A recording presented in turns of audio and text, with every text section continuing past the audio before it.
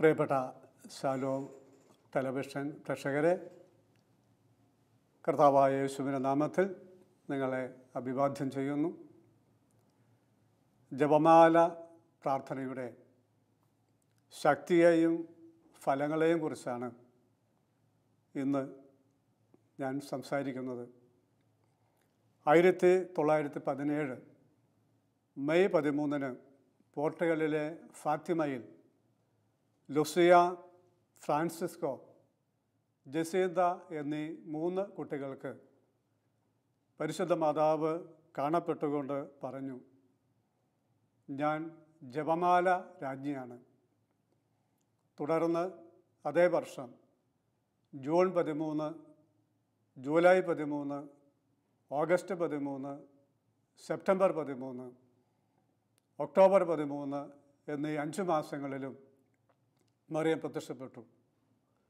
പ്രത്യക്ഷപ്പെട്ട 6 അവസരങ്ങളിലും മാതാവ് അവരോട് പറഞ്ഞു, എല്ലാ ദിവസവും ജപമാല ചൊല്ലണം. ജപമാല ചൊല്ലുമ്പോൾ കൂട്ടത്തിൽ ചൊല്ലുവാനുള്ള ഒരു പ്രാർത്ഥന കൂടി പരിശുദ്ധ മാതാവ് അവർക്ക് പറഞ്ഞു കൊടുത്തു. ആ പ്രാർത്ഥന ഇങ്ങനെയാണ്: എൻ്റെ ഈശോയെ, എൻ്റെ പാപങ്ങൾ ക്ഷമിക്കണമേ, നരകാഗ്നിയിൽ നിന്ന് എന്നെ രക്ഷിക്കണമേ, എല്ലാ ആത്മാക്കളെയും പ്രത്യേകിച്ച് അവിടുത്തെ സഹായം ഏറ്റവും കൂടുതൽ ആവശ്യമുള്ളവരെയും സ്വർഗത്തിലേക്ക് ആനയിക്കണമേ. 1858 ഫ്രാൻസിലെ ലൂർദിൽ ബർണർദിത്ത പുണ്യവതിക്ക് മറിയം പ്രത്യക്ഷപ്പെട്ടത് കയ്യിൽ ഒരു ജപമാലയും തൂക്കിയിട്ടുകൊണ്ടാണ്. അപ്പോഴും മറിയം പറഞ്ഞു, ജപമാല പ്രാർത്ഥന മുടക്കരുത്.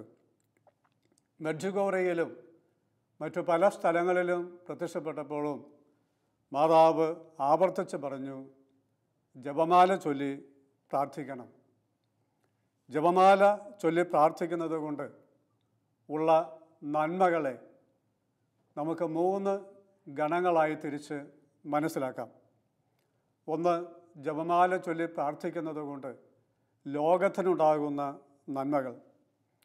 മറിയം ആവർത്തിച്ച് പറഞ്ഞ ചില കാര്യങ്ങളുണ്ട്.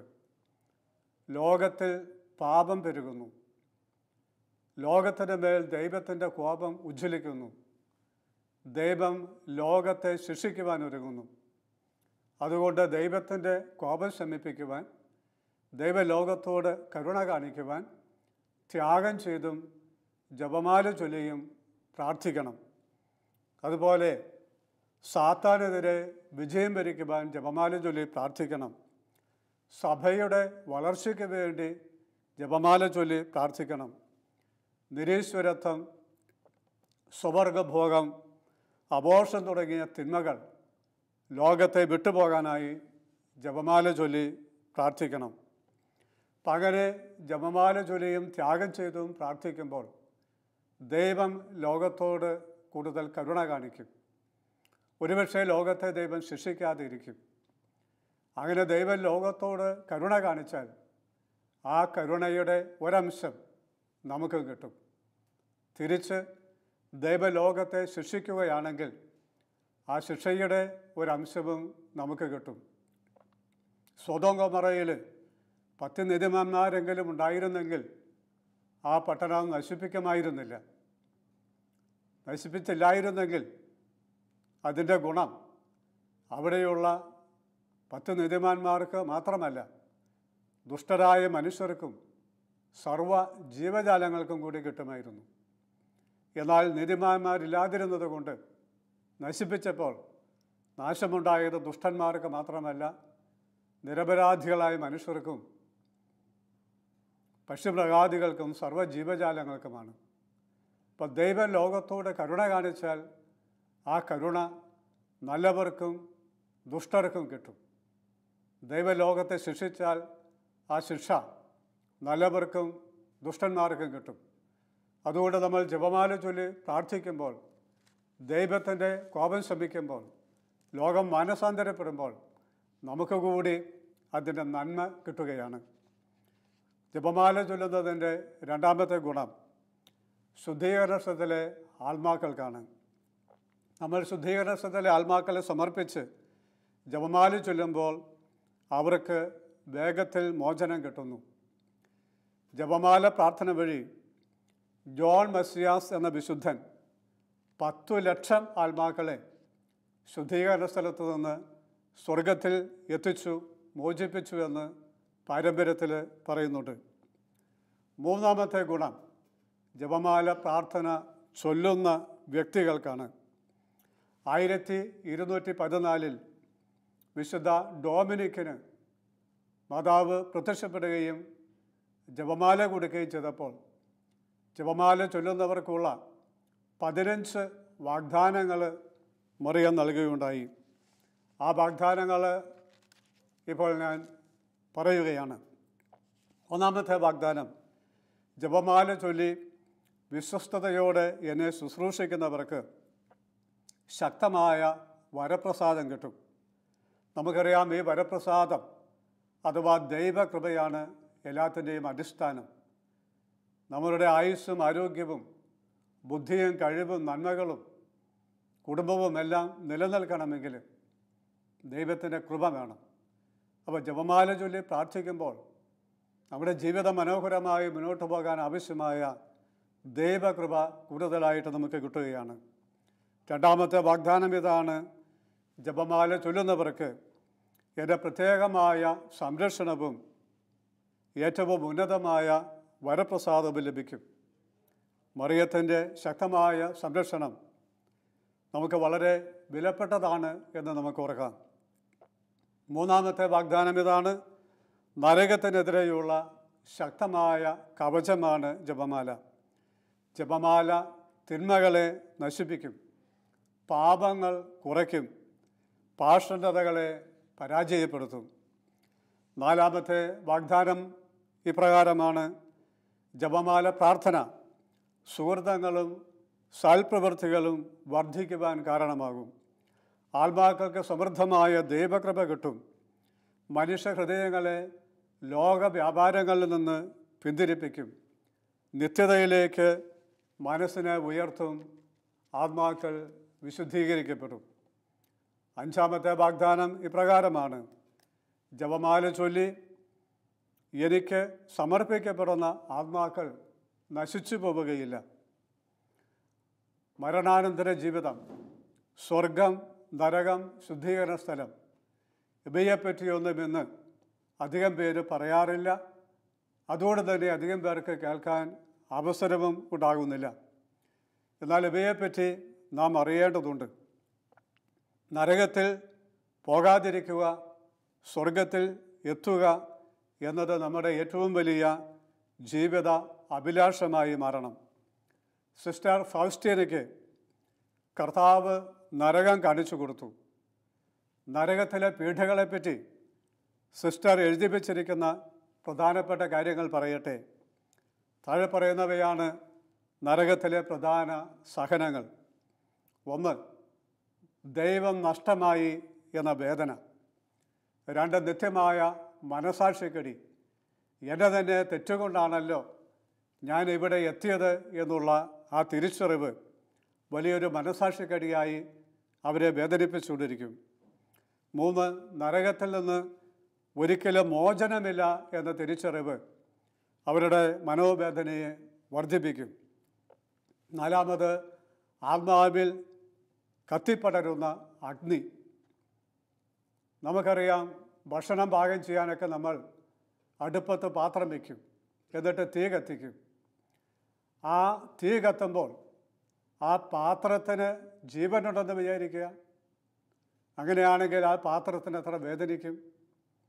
അല്ലെങ്കിൽ അടുപ്പിൽ വെച്ച് പഴുപ്പിച്ച ഇരുമ്പ് തകിട് നമ്മൾ കണ്ടിട്ടുണ്ട്.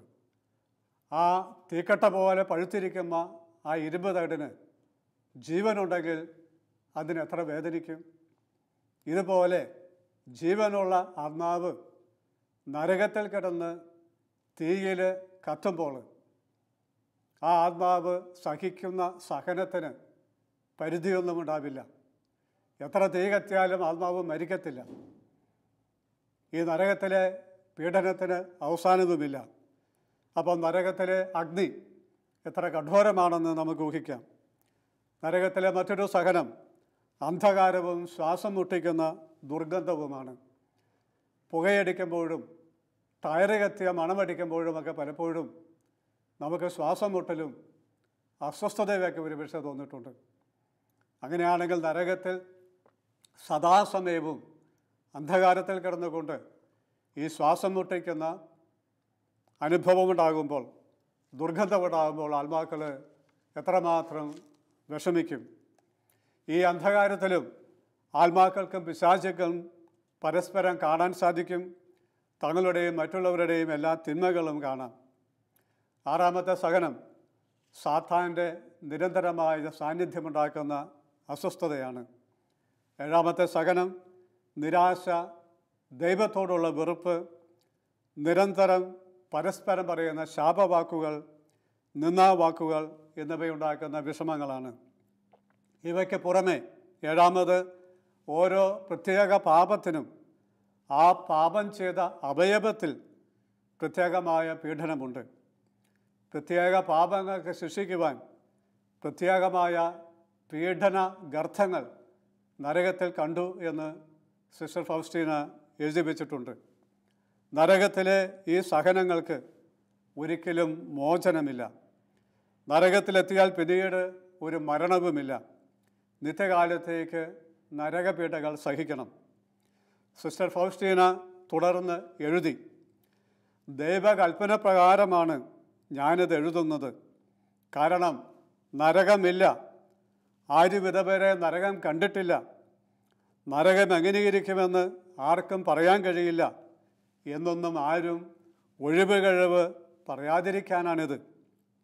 ഞാൻ സിസ്റ്റർ ഫൗസ്റ്റീന ദൈവകൽപ്പന പ്രകാരം നരകം കാണുകയും നരകമുണ്ടെന്ന് സാക്ഷ്യപ്പെടുത്തുകയും ചെയ്തിരിക്കുന്നു.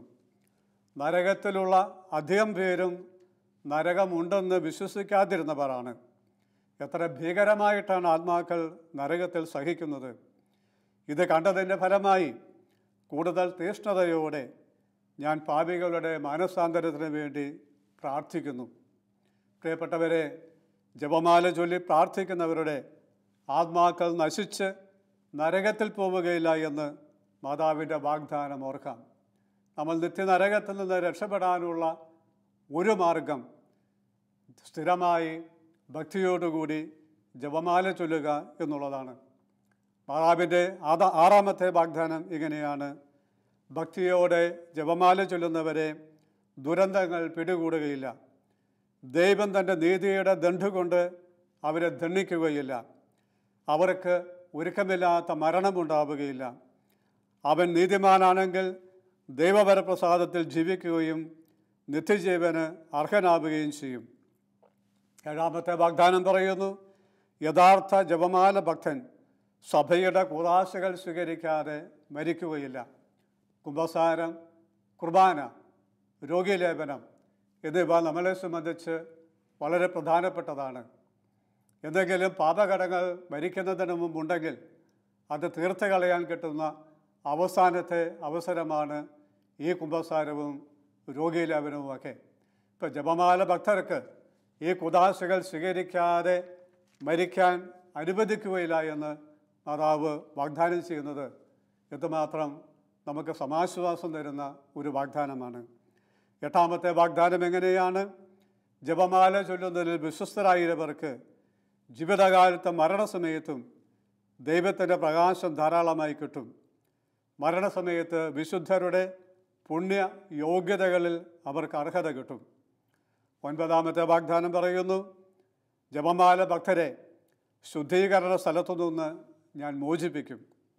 സിസ്റ്റർ ഫൗസ്റ്റീനയ്ക്ക് ശുദ്ധീകരണ സ്ഥലവും കർത്താവ് കാണിച്ചു കൊടുത്തു.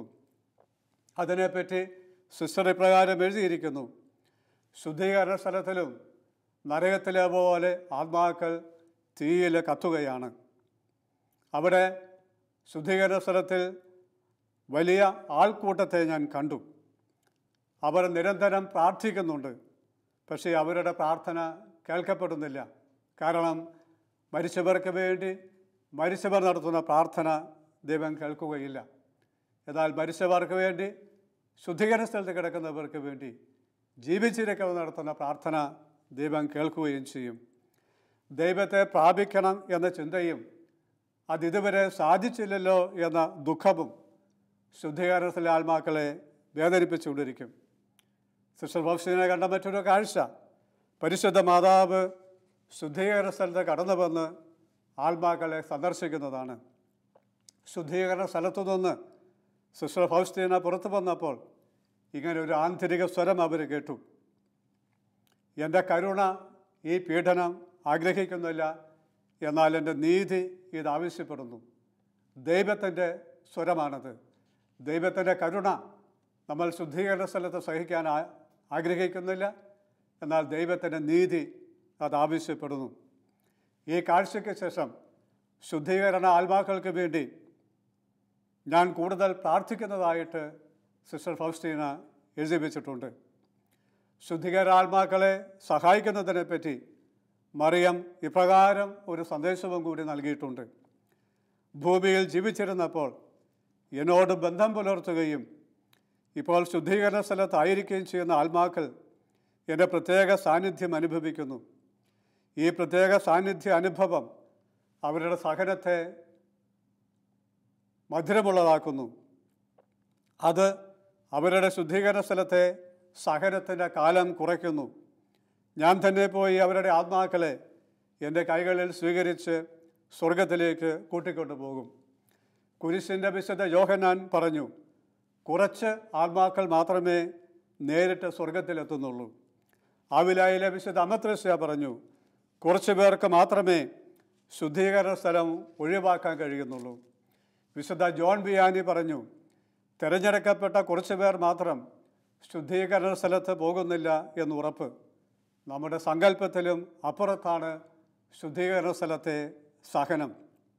ഒരിക്കൽ വിശുദ്ധ പാദ്രെ പിയോയോട് ഒരാൾ ചോദിച്ചു, ഒരാൾ എത്ര കാലം വരെ ശുദ്ധീകരണ സ്ഥലത്തിൽ കിടക്കാം?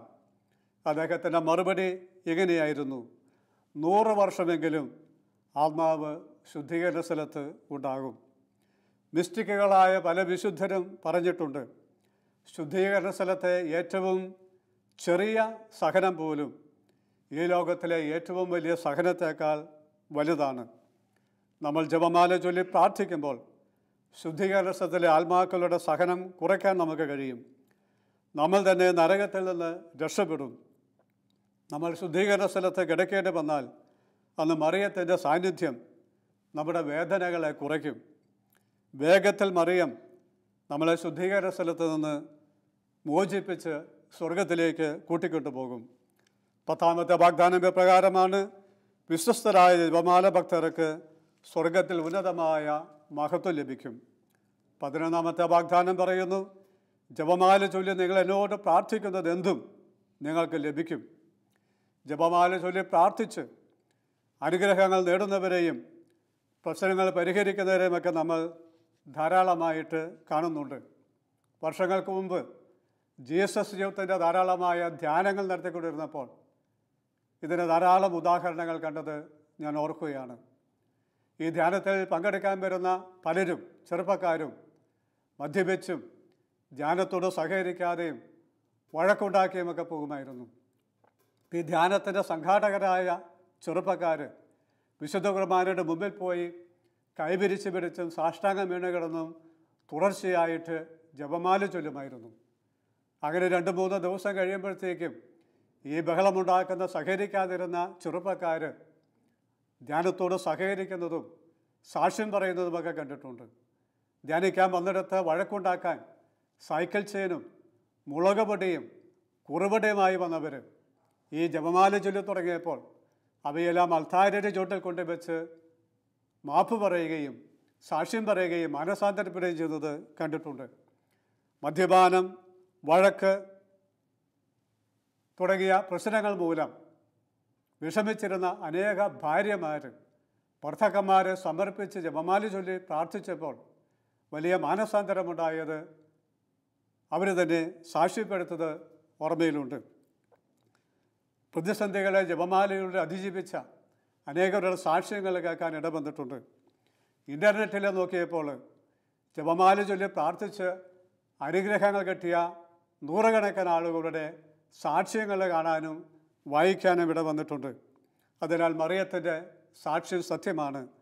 ജപമാല ചൊല്ലി പ്രാർത്ഥിക്കുന്നത് മാതാവ് ദൈവത്തിൽ നിന്ന് നമുക്ക് വാങ്ങിത്തരും. 12ാമത്തെ വാഗ്ദാനം ഇതാണ്: ജപമാല ഭക്തി പ്രചരിപ്പിക്കുന്ന എല്ലാവർക്കും അവരുടെ ആവശ്യങ്ങളിൽ സഹായം ലഭിക്കും. 13ാമത്തെ വാഗ്ദാനം പറയുന്നു: ജപമാല പ്രേക്ഷിതർക്ക് ജീവിതകാലത്ത് മരണസമയത്തും സകല സ്വർഗവാസികളുടെയും മധ്യസ്ഥത കിട്ടും എന്ന് എൻ്റെ പുത്രനിൽ നിന്ന് ഞാൻ ഉറപ്പ് വാങ്ങിയിട്ടുണ്ട്. 14ാമത്തെ വാഗ്ദാനം: ജപമാല ചൊല്ലുന്ന എല്ലാവരും എൻ്റെ മക്കളും എൻ്റെ പുത്രനായ യേശുവിൻ്റെ സഹോദരി സഹോദരന്മാരുമായിരിക്കും. അവസാനത്തെ വാഗ്ദാനം പറയുന്നു: ജപമാല ഭക്തി സ്വർഗത്തിൽ പോകുമെന്നതിൻ്റെ ഒരു മുന്നുറപ്പാണ്. ജപമാല ചൊല്ലി പ്രാർത്ഥിക്കുന്നവർ വിശുദ്ധിയിൽ ജീവിക്കും. തെറ്റ് ചെയ്താൽ അനുദപിക്കാൻ അവസരം കിട്ടും. സഭയുടെ കൂദാശകൾ സ്വീകരിച്ച് മരിക്കാൻ അവസരം കിട്ടും. അങ്ങനെ അവരുടെ ആത്മാക്കൾ നശിച്ച് നരകത്തിൽ പോകുവാൻ മാതാവ് അനുവദിക്കുകയില്ല. പ്രിയപ്പെട്ടവരെ, മേൽവിവരിച്ച കാരണങ്ങളാൽ ജപമാല ചൊല്ലുന്നത് എത്രയോ ഉപകാരപ്രദമാണ് എന്ന് നമുക്ക് ഓർത്തു നോക്കാം. ഈ 2016 നവംബർ 27 മുതൽ 2017 നവംബർ 26 വരെയുള്ള കാലഘട്ടം ഫാത്തിമ വർഷം പൂർണ്ണ ദണ്ഡവിമോചനം പ്രാപിക്കാനുള്ള അവസരമായിട്ട് മാർപ്പാപ്പ പ്രഖ്യാപിച്ചിട്ടുണ്ട്. അതിന് 3 വ്യവസ്ഥകളാണുള്ളത്. 1, ഫാത്തിമയിലേക്ക് തീർത്ഥാടനം നടത്തുക. 2, മെയ് 13 മുതൽ 2017 മെയ് 13 മുതൽ ഒക്ടോബർ 13 വരെയുള്ള കാലയളവിലെ 13ാം തീയതികളിൽ ഫാത്തിമ മാതാവിൻ്റെ രൂപം പ്രതിഷ്ഠിച്ചുള്ള ഏതെങ്കിലും സ്ഥലത്ത് പോയി പ്രാർത്ഥിച്ചാൽ ദണ്ഡവിമോചനം കിട്ടും. 3ാമത്തത്, പ്രായമായവർ, രോഗികൾ എന്നിവർക്ക് അങ്ങനെയും പോയി പ്രാർത്ഥിക്കാൻ പറ്റില്ല. അവർ 13ാം തീയതികളിൽ സഭയുടെ പ്രാർത്ഥനകളോട് ചേർന്ന് അവരെവിടെയായിരിക്കുന്നു അവിടെ ഇരുന്നു കൊണ്ട് ഫാത്തിമ മാതാവിൻ്റെ രൂപത്തിന് മുമ്പിൽ പ്രാർത്ഥിച്ചാൽ ദണ്ഡവിമോചനം കിട്ടും. ദണ്ഡവിമോചനം കിട്ടണമെങ്കിൽ താഴെ പറയുന്ന വ്യവസ്ഥകൾ കൂടി പാലിക്കണം. 1, പാപമില്ലാത്ത അവസ്ഥയിലായിരിക്കണം, അഥവാ കുമ്പസാരിക്കണം. 2, വിശുദ്ധ കുർബാന സ്വീകരിക്കണം. 3, വിശ്വാസ പ്രമാണം ചൊല്ലണം. 4, മാർപ്പാപ്പായുടെ നിയോഗാർത്ഥം ഒരു സ്വർഗസ്ഥനായ പിതാവെ ചൊല്ലണം. 5, ഫാത്തിമ മാതാവിനോട് പ്രാർത്ഥിക്കണം. ഫാത്തിമ വർഷം കഴിഞ്ഞാലും ജപമാല ചൊല്ലിക്കൊണ്ട് ദണ്ഡവിമോചനം പ്രാപിക്കാൻ സാധിക്കും. പള്ളി, പ്രാർത്ഥനാലയം, സന്യാസ ഭവനങ്ങൾ, കുടുംബം എന്നിവയിടങ്ങളിൽ സമൂഹത്തോടൊപ്പം ജപമാല ചൊല്ലി പ്രാർത്ഥിക്കുമ്പോൾ ദണ്ഡവിമോചനം കിട്ടും. പക്ഷേ 5 രഹസ്യങ്ങൾ തുടർച്ചയായി ചൊല്ലുകയും ഓരോ രഹസ്യത്തെപ്പറ്റി ധ്യാനിക്കുകയും വേണം. പ്രിയപ്പെട്ടവരെ, ഇതുവരെ പറഞ്ഞ നിരവധി കാര്യങ്ങൾ നമ്മെ ജപമാല ഭക്തിയിൽ വളർത്താനും ജപമാല ചൊല്ലുന്നവർ ആക്കുവാനും സഹായിക്കുമെന്ന് കരുതട്ടെ. നമുക്കും ലോകത്തിനും ശുദ്ധീകരണത്തിൻ്റെ ആത്മാക്കൾക്കും ഒരേ സമയം നന്മയുണ്ടാക്കുന്ന, നിത്യരക്ഷയുണ്ടാക്കുന്ന വലിയൊരു പ്രാർത്ഥനയാണ് ജപമാല പ്രാർത്ഥന. കൊന്തയിൽ 3 കഥാപാത്രങ്ങളാണുള്ളത്. 1, സർവശക്തനായ ദൈവം. 2, പരിശുദ്ധിയായ മാതാവ്. 3, പാപികളായ നമ്മൾ. പാപികളായ നമ്മൾ പരിശുദ്ധിയായ മാതാവ് വഴി സർവശക്തനായ ദൈവത്തോട് 2 കാര്യങ്ങൾക്ക് വേണ്ടി പ്രാർത്ഥിക്കുകയാണ്. 1, ഇപ്പോഴും ഞങ്ങൾക്ക് വേണ്ടി പ്രാർത്ഥിക്കണമേ. ഇപ്പോഴും എന്ന് വെച്ചാൽ ആ പ്രാർത്ഥന ചൊല്ലുന്ന നിമിഷം എന്നല്ല, നമ്മുടെ ഈ ലോക ജീവിതം എന്നാണ് അർത്ഥം. അപ്പോൾ ഇപ്പോഴും ഞങ്ങൾക്ക് വേണ്ടി പ്രാർത്ഥിക്കണമേ എന്ന് പറയുമ്പോൾ ഞങ്ങളുടെ ഈ ലോക ജീവിതകാലത്ത് ഞങ്ങൾക്ക് വേണ്ടി പ്രാർത്ഥിക്കണമേ എന്നാണ്. 2, ഞങ്ങളുടെ മരണസമയത്ത് ഞങ്ങൾക്ക് വേണ്ടി പ്രാർത്ഥിക്കണമേ. മരണസമയത്ത് നമ്മളെ സഹായിക്കാൻ കഴിവുള്ള ഒരാളുണ്ടെങ്കിൽ ആളുടെ സഹായം തേടിവെക്കുന്നത് നല്ലതാണ്. ഞങ്ങളുടെ സഭയിലെ മരിച്ചുപോയ ഒരു അച്ഛൻ്റെ കാര്യം ഞാൻ പറയട്ടെ. അച്ഛന് വലിയ ജപമാല ഭക്തനായിരുന്നു. അനേകം കൊന്ത ചൊല്ലുകയും കൊന്ത ചൊല്ലുവാൻ ആളുകളെ പ്രേരിപ്പിക്കുകയും ചെയ്യുമായിരുന്നു. ജപമാല വിതരണം ചെയ്യുമായിരുന്നു. അച്ഛൻ മരിക്കാൻ നേരത്ത് അച്ഛനെ ശുശ്രൂഷിക്കാൻ നിന്നൊരു ചെറുപ്പക്കാരൻ മാത്രമാണ് അടുത്തുള്ളത്. അച്ഛൻ ആ മനുഷ്യനോട് പറഞ്ഞു, എടാ, മാതാവ് വെള്ളവസ്ത്രം ധരിച്ച് തലയിൽ കിരീടം ധരിച്ച് പുഞ്ചിരിച്ചുകൊണ്ട് ഇതാ എൻ്റെ തലയ്ക്ക് നിൽക്കുന്നു, നീ അമ്മയ്ക്കിരിക്കാൻ കസേര ഇട്ട് കൊടുക്ക്. ആ മനുഷ്യൻ വിചാരിച്ചു അച്ഛൻ പെച്ചും പെയ്യും പറയുന്നതാണ്. അദ്ദേഹം അനങ്ങിയില്ല. അല്പം കഴിഞ്ഞപ്പോൾ അച്ഛൻ വീണ്ടും പറഞ്ഞു, എടാ, നിന്നോടല്ലേ പറഞ്ഞത് അമ്മയ്ക്ക് കസേര ഇട്ട് കൊടുക്ക്. അപ്പോഴും അദ്ദേഹം അനങ്ങിയില്ല. 3ാമത് അച്ഛൻ പറഞ്ഞു, എടാ, അമ്മ എൻ്റെ തലയ്ക്കൽ വന്ന് നിൽക്കുന്നു, നീ അമ്മയ്ക്ക് ആ കസേരയിട്ട് കൊടുക്ക്. അപ്പോൾ ഈ ചെറുപ്പക്കാരന് തോന്നി ഇത് പിച്ചും പേയും അല്ലല്ലോ, എന്തോ കാര്യമുണ്ടല്ലോ. അദ്ദേഹം അങ്ങനെ അന്താളിച്ച് നിൽക്കുന്ന സമയത്ത് അച്ഛൻ മരിച്ചു. ഈ അച്ഛൻ അനേക തവണ ചൊല്ലി, ഇപ്പോഴും മരണസമയത്തും എനിക്ക് വേണ്ടി പ്രാർത്ഥിക്കണമേ. അനേകം പേരെ അങ്ങനെ ചെല്ലാൻ ഈ അച്ഛൻ പ്രേരിപ്പിച്ചു. മരണസമയത്ത് അച്ഛൻ്റെ ആത്മാവിനെ കൂട്ടിക്കൊണ്ടു പോകാൻ പരിശുദ്ധ മാതാവ് വരികയാണ്. നമ്മുടെ മരണം നമുക്കറിയില്ല, എപ്പോൾ, എങ്ങനെ, എവിടെ വെച്ച്. അതുകൊണ്ട് ഇന്ന് പറ്റുന്ന കാലത്ത് നമ്മുടെ മരണനിമിഷങ്ങളെ സമർപ്പിച്ചുകൊണ്ട് നമ്മൾ 10 നന്മ നിറഞ്ഞു മറിയമേ ചൊല്ലി വെച്ചാൽ, 10 ജപമാല ചൊല്ലി വെച്ചാൽ മരണസമയത്ത് അത് ഉപകാരപ്പെടും. അങ്ങനെയുള്ള ആത്മാക്കൾ നശിച്ചു പോകാൻ അനുവദിക്കില്ല എന്ന മാതാവിൻ്റെ വാഗ്ദാനം നമുക്ക് ഓർക്കാം. ശുദ്ധീകരണ സ്ഥലത്തിലെ സഹനം പോലും മധുരമുള്ളതാക്കി തീർക്കുമെന്ന മാതാവിൻ്റെ വാഗ്ദാനം നമുക്ക് ഓർക്കാം. മറിയം തന്നെ ശുദ്ധീകരണ സ്ഥലത്തിലേക്ക് കടന്നു വന്ന് ശുദ്ധീകരണത്തിൻ്റെ കാലം കുറച്ച് മാതാവ് തന്നെ സ്വർഗത്തിലേക്ക് കൂട്ടിക്കൊണ്ടു പോകുമെന്ന വാഗ്ദാനം നമുക്ക് ഓർക്കാം. ഈ ഒക്ടോബർ മാസത്തിൽ അതുകൊണ്ട് നമുക്ക് കൂടുതൽ തീഷ്ണതയോടുകൂടി ജപമാല ചൊല്ലാം. പറ്റുമെങ്കിൽ ഒന്നിൽ കൂടുതൽ തവണ ജപമാല ചൊല്ലുവാൻ നമുക്ക് പ്രാർത്ഥിക്കാം. നമ്മളെയും ലോകം മുഴുവനെയും എല്ലാ ശുദ്ധീകരണ ആത്മാക്കളെയും സമർപ്പിച്ചുകൊണ്ട് നമുക്കിപ്പോൾ പ്രാർത്ഥിക്കാം. നന്മ നിറഞ്ഞ മറിയമേ സ്വസ്തി, കർത്താവ് അങ്ങയോടുകൂടെ സ്ത്രീകളിൽ അങ്ങ് അനുഗ്രഹിക്കപ്പെട്ടവളാകുന്നു. അങ്ങയുടെ ഉദരത്തിൻ ഫലമായ ഈശോ അനുഗ്രഹിക്കപ്പെട്ടവനാകുന്നു. പരിശുദ്ധ മറിയമേ തമ്പുരാൻ്റെ അമ്മേ, പാപികളായ ഞങ്ങൾക്ക് വേണ്ടി ഇപ്പോഴും ഞങ്ങളുടെ മരണസമയത്തും തമ്പുരാനോട് അപേക്ഷിച്ചുകൊള്ളണമേ. ആമേൻ. നമ്മുടെ ഈ ലോക ജീവിതത്തിലെ എല്ലാ ആവശ്യങ്ങളും എല്ലാ പ്രശ്നങ്ങളും സമർപ്പിച്ചുകൊണ്ട് മാതാവിനോട് പ്രാർത്ഥിക്കാം. നന്മ നിറഞ്ഞ മറിയമേ സ്വസ്തി, കർത്താവ് അങ്ങയോടുകൂടെ സ്ത്രീകളിൽ അങ്ങ് അനുഗ്രഹിക്കപ്പെട്ടവളാകുന്നു. അങ്ങയുടെ ഉദരത്തിൻ ഫലമായ ഈശോ അനുഗ്രഹിക്കപ്പെട്ടവനാകുന്നു. പരിശുദ്ധ മറിയമേ തമ്പുരാൻ്റെ അമ്മേ, പാപികളായ ഞങ്ങൾക്ക് വേണ്ടി ഇപ്പോഴും ഞങ്ങളുടെ മരണസമയത്തും തമ്പുരാനോട് അപേക്ഷിച്ചുകൊള്ളണമേ. ആമേൻ.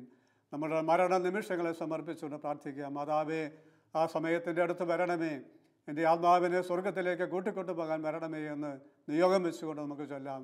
നന്മ നിറഞ്ഞ മറിയമേ സ്വസ്തി, കർത്താവ് അങ്ങയോടുകൂടെ സ്ത്രീകളിൽ അങ്ങ് അനുഗ്രഹിക്കപ്പെട്ടവളാകുന്നു. അങ്ങയുടെ ഉദരത്തിൻ ഫലമായ ഈശോ അനുഗ്രഹിക്കപ്പെട്ടവനാകുന്നു. പരിശുദ്ധ മറിയമേ തമ്പുരാൻ്റെ അമ്മേ, പാപികളായ ഞങ്ങൾക്ക് വേണ്ടി ഇപ്പോഴും ഞങ്ങളുടെ മരണസമയത്തും തമ്പുരാനോട് അപേക്ഷിച്ചു കൊള്ളണമേ. ആമേൻ. പിതാവിൻ്റെയും പുത്രൻ്റെയും പരിശുദ്ധാത്മാവിൻ്റെയും നാമത്തിൽ ആമേൻ.